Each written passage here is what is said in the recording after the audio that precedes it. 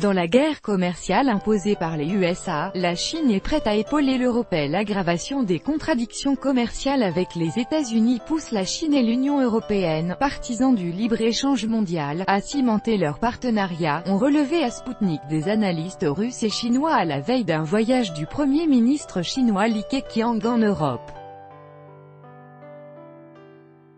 Dans le cadre des visites officielles en Bulgarie et en Allemagne, du 5 au 10 juillet, le Premier ministre chinois Li Keqiang participera à la 7e rencontre des dirigeants de la Chine et des pays d'Europe centrale et orientale à Sofia. Il coprésidera également à Berlin le 5e cycle de la consultation intergouvernementale sino-allemande avec son homologue, Angela Merkel. L'Europe n'admet pas que Trump ait remis en question la participation même des États-Unis à l'Organisation mondiale du commerce (OMC).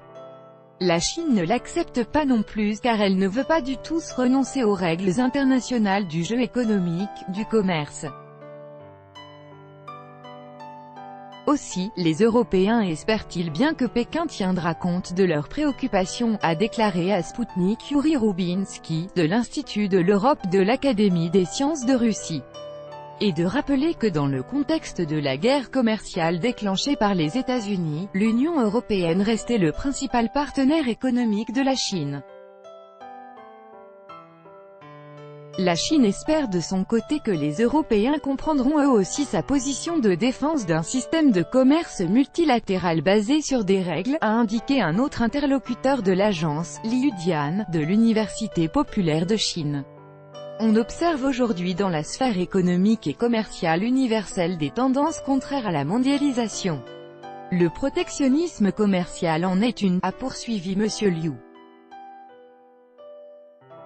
Et d'ajouter que cette tendance n'existait plus comme un simple mouvement idéologique, mais déterminait d'ores et déjà la politique pratiquée par l'administration américaine.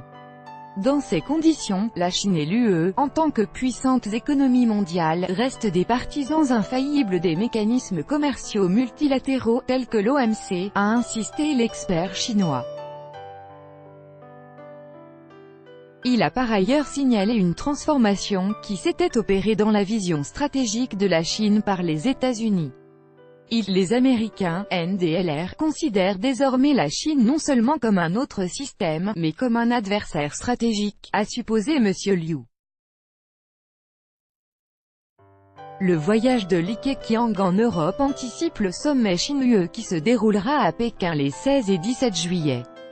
Selon les interlocuteurs de Sputnik, les visites du Premier ministre chinois à Sofia et à Berlin doivent manifester le désir, la capacité et la disposition des parties à soumettre leur partenariat naturel aux intérêts de la résistance dans les guerres commerciales imposées par les États-Unis. Pour ce qui est de la Chine, tout porte à croire qu'elle est prête à y épauler les Européens.